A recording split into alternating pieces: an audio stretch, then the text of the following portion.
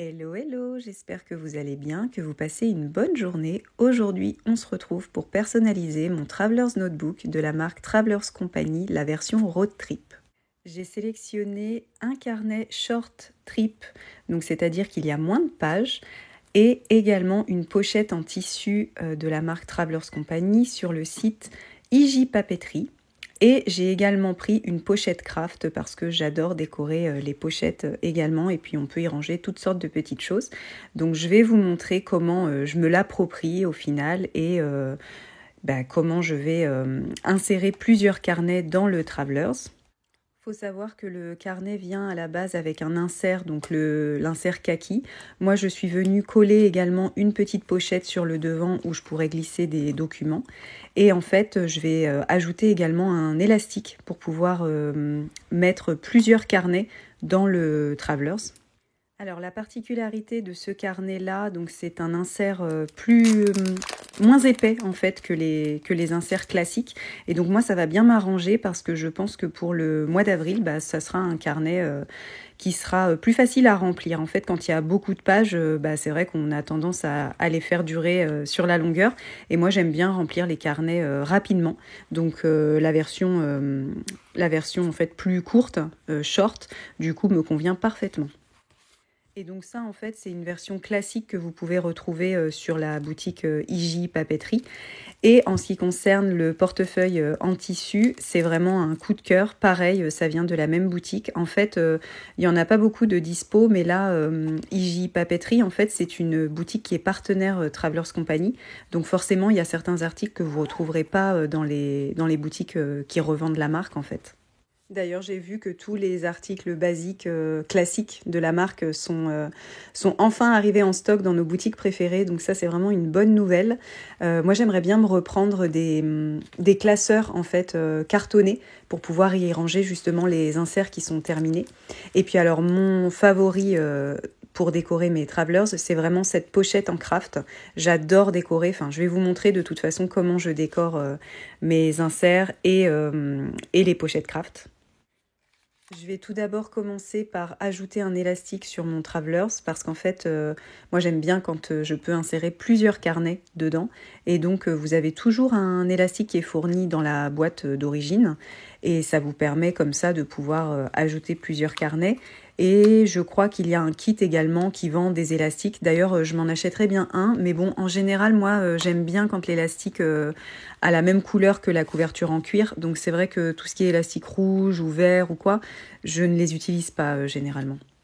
Et alors, une fois que vous avez ajouté l'élastique, c'est tout simple. Vous n'avez plus qu'à faire glisser et à insérer les différents carnets.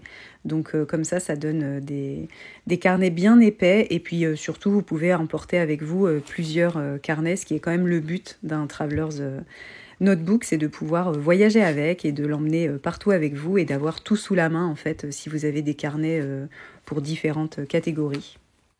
Pour ma part, je suis une grande amoureuse de cette marque et je suis une grande amoureuse des carnets d'une manière générale. Et on m'a demandé en fait quelle place prend le journaling dans ma vie quotidienne. Donc je me suis dit que ce serait intéressant de répondre à cette question en même temps que je vous filmez cette vidéo. Enfin plutôt là je suis en voix off, mais je veux dire ça s'y prêtait bien parce que je vais pas non plus passer des heures à vous décrire ce que je suis en train de faire. Je pense que les images parlent d'elles-mêmes. Et pour commencer, je pense qu'il faut déjà déterminer ce que signifie le journaling. Ou en tout cas, ce que moi j'entends par journaling. Pour moi, c'est pratiquer l'écriture, c'est un rituel d'écriture. Le journaling, à la base, c'est ça, c'est écrire. Mais en fait, écrire quoi ? Donc c'est vrai que moi j'ai toujours écrit dans mes carnets, j'ai toujours eu un journal intime depuis mon enfance. J'aime bien en fait coucher sur papier mes émotions, mes pensées. Il y a à peu près 20 ans, j'ai commencé aussi le scrapbooking, donc décorer des albums photos. Puis peu à peu, j'y ai ajouté des descriptions, des petites phrases, des petites anecdotes.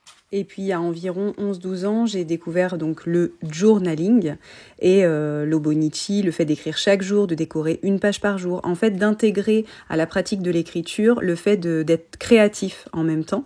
Et donc pour moi, c'est un petit peu tout ça, le journaling. Et c'est devenu en fait un moment rien qu'à moi, pour me créer des souvenirs principalement et donc exprimer ma créativité. Donc c'est devenu un journal intime, mais en même temps, je suis aussi passée par une phase de journal de grossesse, album photo décoré. Enfin, j'ai découvert toute une communauté aussi sur Instagram à ce moment-là. Et en fait, cette pratique s'est vraiment ancrée dans mon quotidien sans que je force quoi que ce soit. C'est devenu tout à fait naturel en fait. J'ai commencé à avoir plusieurs carnets pour séparer autant l'organisation que le carnet créatif, que le journal intime. Et en fait, c'est devenu de plus en plus un moment apaisant en fait, où j'écris sur des sujets variés. Donc je sais qu'il y a certaines personnes qui écrivent pour libérer des traumas, comme une sorte de thérapie. Moi, c'est vrai que j'écris surtout pour libérer mes pensées, pour laisser une trace, et j'écris pas forcément pour évacuer le négatif au final. Alors oui, hein, ça veut pas dire que parfois j'ai pas besoin de déverser mes pensées négatives, enfin ça c'est comme tout le monde en fait, mais disons que je préfère quand même écrire majoritairement sur le positif. Car j'aime relire mes carnets et souvent lorsque ce sont des écrits qui relatent des mauvaises périodes de ma vie, j'y prendrai aucun plaisir. J'ai pas envie de revivre ces moments moins fun en les relisant. Ça m'est d'ailleurs arrivé quelquefois de déchirer des pages après avoir écrit des pensées pas très sympas ou pas très joyeuses et je dirais que ça m'a libérée d'un poids. Vous voyez le fait de, allez, on brûle, on déchire, on n'en parle plus et on passe à autre chose. En fait, on se libère, on ressasse plus. Et alors, bien entendu, je dis pas que c'est pareil pour tout le monde. Enfin, je veux dire, il y a trauma, trauma. Moi, personnellement, c'est pas dans ce but-là que j'écris. Bien entendu, c'est mon expérience avec le journaling. Dans un journal intime, dans votre carnet, vous pouvez écrire tout sans vous censurer. En fait, si ça vous fait du bien d'écrire, même dans des périodes un peu moins joyeuses où le moral est au plus bas, tant que ça vous apporte quelque chose, en fait, il faut se laisser aller. Chacun fait ce qu'il veut dans son carnet et c'est vraiment ça le plus important. Donc pour ce qui est de la place du journaling dans mon quotidien, je dirais que ça représente un rendez-vous avec moi-même pour laisser libre cours à mes pensées, les organiser, m'apaiser. En fait, me retrouver dans ma bulle, réfléchir sur un sujet, me remémorer un moment joyeux, un moment tout doux, rêver à ce que j'ai envie de faire, à ce que je vais faire, planifier. Par exemple, ce que je vais faire au mois d'avril. Prendre des décisions aussi en pesant le pour et le contre. C'est vrai que ça me permet vraiment d'avoir du recul sur mes pensées. Et en fait, ça me permet de me connaître, savoir ce que j'aime au quotidien en me questionnant, savoir ce dont j'ai vraiment envie en fait. Et j'ajouterais en fait que c'est devenu de plus en plus au fur et à mesure un outil créatif en même temps. Tout est permis dans son carnet en fait. On laisse parler vraiment celui ou celle que l'on est vraiment. Et ça reste aussi quelque chose de très personnel. C'est vrai qu'on voit les carnets des uns et des autres sur les réseaux. Mais moi, je montre pas tous mes carnets en fait. Certains sont vraiment intimes et ils conservent mes pensées, mes émotions, qui d'ailleurs n'ont d'intérêt que pour moi-même. Vraiment, je dirais qu'avec le journaling, les possibilités sont tellement infinies et on appelle ça comme on veut en fait. On peut appeler ça le journaling, l'écriture, peu importe en fait. Peu importe le nom que vous donnez à cette pratique, l'important c'est d'en avoir une qui vous fait du bien en fait et dans laquelle vous trouvez un intérêt. Ça n'a pas besoin d'être joli ou bien écrit. Bien sûr, ce qu'on montre sur les réseaux sociaux, forcément, c'est pas nos carnets de brouillon. Enfin, moi, je vais pas vous montrer mes pages où j'écris à la va-vite ou même moi, parfois, j'ai du mal à me relire. Enfin, après, on s'en fiche des fautes dans un carnet. En fait, on va pas être jugé. Alors, bien sûr, ce qu'on décide de partager sur les réseaux, oui, c'est joli, c'est tout beau parce que forcément, on va pas partager du moche. Enfin, je sais pas si vous voyez ce que je veux dire, mais par contre, ça veut pas dire que tous vos carnets doivent être, ou même que vos carnets doivent être beaux. Enfin, je veux dire, de base, ça sert pas à ça. Ça sert vraiment à vous libérer, à vous faire du bien. C'est vraiment un espace personnel qui vous ressemble. Et surtout, il n'y a pas de règles. Moi, je dirais que vous y consacrez le temps que vous voulez, en fait. Pour ma part, ça va vraiment varier d'un jour sur l'autre. Parfois, je vais écrire 5 pages, parfois, je vais écrire 2 lignes. En fait, ce que j'en retiens, c'est que peu importe ce que j'écris ou le temps que j'y consacre, c'est devenu une habitude. En fait, je n'y pense même plus, ça fait partie de mon quotidien, c'est un réflexe. En fait, je me vois pas ne pas avoir de carnet. J'ai vraiment besoin d'avoir un carnet et d'écrire. Je pense que j'ai trouvé l'activité qui est fluide et qui a du sens pour moi. Alors j'espère que vous aussi, vous ressentez la même sensation si vous regardez cette vidéo, je pense que c'est que le journaling vous intéresse. Mais après, si c'est pas le cas, c'est peut-être que vous avez pas d'inspiration, peut-être que c'est pas le moyen d'extérioriser qui vous convient, peut-être aussi que c'est difficile d'écrire au début. Je sais qu'il y a plein de questions déjà toutes prêtes que vous pouvez trouver pour vous guider en fait. Alors personnellement, j'utilise rarement ce genre de questions toutes prêtes quand j'écris dans mon carnet, mais parce que pour moi, en fait, c'est devenu tellement une habitude que quand j'ouvre mon carnet, c'est pour raconter ma vie, en fait. Tout simplement. Comme si j'écrivais à une amie. Sauf que là, je m'écris à moi-même. Enfin, ça peut paraître super bizarre. Mais une fois qu'on a passé cette barrière de se censurer, entre guillemets, on peut écrire sur tout et n'importe quoi. Vous pouvez écrire sur des futilités, sur des choses vraiment basiques de votre quotidien. En fait, vraiment, vous vous confiez à votre carnet, vous vous confiez à vous-même. Et après, j'ai envie de dire, quand vous ne savez pas sur quoi écrire, le plus facile, en fait, c'est d'écrire sur votre quotidien, sur ce que vous avez ressenti tel jour, sur la gratitude. C'est vrai que la gratitude, c'est vraiment le plus facile, je pense. Vous êtes forcément content d'une petite chose dans votre journée. Je vois quand je demande sur Instagram qu'est-ce qui a été votre petit bonheur du jour, vous avez toujours quelque chose à dire. On est toujours reconnaissant pour quelque chose. En tout cas, c'est ma vision des choses et c'est vrai que ça permet en fait d'avoir une pratique qui est de plus en plus fluide. Au départ, vous écrivez peut-être sur des choses toutes simples comme ça et au fur et à mesure, vous allez plus en profondeur dans vos pensées et vous verrez en fait que ça vient tout seul et que le journaling prendra une place un peu plus importante dans votre quotidien. Et alors, la partie la plus intéressante, je dirais, au-delà juste d'avoir un carnet pour y écrire ses pensées, c'est vraiment d'allier ce côté créatif. Et moi, c'est ça vraiment qui me plaît aujourd'hui, c'est que c'est plus juste une manière d'écrire et de dire ce que je ressens, c'est vraiment une manière aussi de me poser, de prendre le temps de choisir tel ou tel stickers, de tamponner tel ou tel tampon, vraiment de prendre le temps en fait, d'avoir ce petit moment pour moi, tranquille, vraiment dans ce quotidien qui va tellement vite. Je suis vraiment reconnaissante de pouvoir me poser dans mon bureau, de pouvoir utiliser la papeterie que j'achète.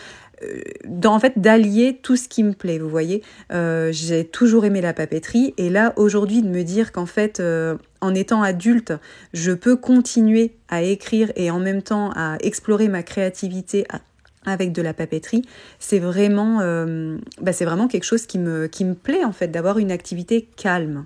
Et là, encore une fois, les images parlent d'elles-mêmes. Enfin, vous voyez, le fait de décorer mes couvertures de carnet, mes pochettes craft, il n'y a pas d'écriture là-dedans, mais c'est juste du collage et j'aime tellement ça. En fait, je sais pas, c'est la partie fun du truc. Enfin, ça va me faire plaisir en fait d'ouvrir mon carnet et de voir qu'il est personnalisé, qu'on va y retrouver en fait toute ma papeterie préférée. Et d'ailleurs, depuis tout à l'heure, vous regardez les images ou peut-être tout simplement que vous m'écoutez. Je ne sais pas comment vous regardez cette vidéo, mais l'idée, en fait, comme vous voyez, c'est que je vais vraiment choisir la papeterie qui va correspondre à mon envie du moment. Donc là, j'avais envie de vert dans cette décoration-là. Et donc, je vais sélectionner tous les stickers, tous les petits bouts de papier que je rassemble. Je vais vraiment tout mettre ensemble et je vais choisir, je vais regarder les combinaisons qui peuvent être intéressantes et qui vont me plaire. Et en fait, ça va me permettre vraiment d'avoir un carnet qui est cool à ouvrir en fait. Et là, en ce moment, j'ai une petite obsession. Je fais une fixette sur l'alphabet, là, comme ça, en perles, en effet perles. Je sais pas, je trouve que ça fait trop joli. Enfin, à force d'en voir, en fait, sur Instagram, ça m'a donné envie d'imprimer une planche directement. Donc, vous pouvez en trouver sur Internet. Et en fait, je trouve que ça rend super bien. J'avais envie de tamponner les écritures, mais finalement en les collant comme ça, en cet effet perle, je trouve que c'est vraiment super mignon.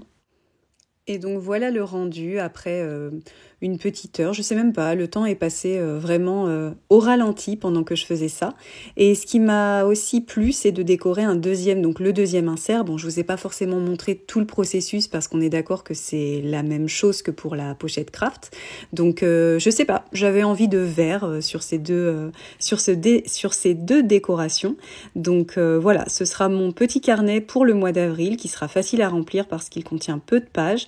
Et en tout cas, j'espère vraiment que ça vous aura inspiré, ça vous donnera des idées de comment décorer votre carnet et le personnaliser. D'ailleurs, dites-moi tout, est-ce que vous aussi vous aimez personnaliser vos carnets? Est-ce que vous aimez les laisser intacts? Est-ce que les couvertures c'est quelque chose que vous allez décorer ou pas du tout? Moi c'est vrai que c'est ma partie préférée, hein. Je vais pas mentir, c'est vraiment le côté, voilà, quand je vais ouvrir mon carnet, je vais voir tout plein de jolies petites choses et ça me donne encore plus envie d'écrire dans le carnet en question. Et alors après, je sais qu'en fonction de mes humeurs, de mes envies, je vais venir choisir tel ou tel Traveler's Notebook et je vais ajouter tel ou tel carnet dedans. Donc pour l'instant, j'ai pas mal de carnets qui sont encore vierges, mais au fur et à mesure, je les remplis. Et puis, ce qui est génial avec le Traveler's Notebook, c'est que vous pouvez le personnaliser à souhait. Donc si vous avez plus envie de voir tel ou tel carnet dedans, vous les changez. Vous pouvez décorer une autre pochette craft, ajouter tout ce que vous voulez en fait. Moi, après, ce que j'aime bien, c'est vraiment venir mettre dans les pochettes de la papeterie, en fait, que je serais susceptible d'utiliser quand j'emmène ce carnet-là à l'extérieur. Par exemple, quand vous voulez faire du café de journaling ou quoi, voilà, je vais venir sélectionner de la papeterie, des petits bouts de papier, des stickers, etc. Donc là, je vous ai montré à peu près comment je l'organise, mais bon, ça, c'est pas figé, hein. Je vais rajouter d'autres décorations au fur et à mesure de son utilisation. Et ce qui est pratique avec ce petit portefeuille, c'est que je vais glisser dedans du papier. Et c'est pratique aussi quand vous voulez prendre des petites notes ou quoi et que vous n'avez pas forcément envie d'écrire dans le carnet. Avoir des petites pages volantes ou alors qui vont vous servir de fond pour vos décorations, c'est franchement pas mal. Vous avez plein de rangements finalement dans ce carnet-là. Alors par contre, je sais pas vous, mais c'est vrai que là, je mets les inserts avec l'élastique, mais quand je vais écrire dans mes carnets, j'ai tendance à les retirer.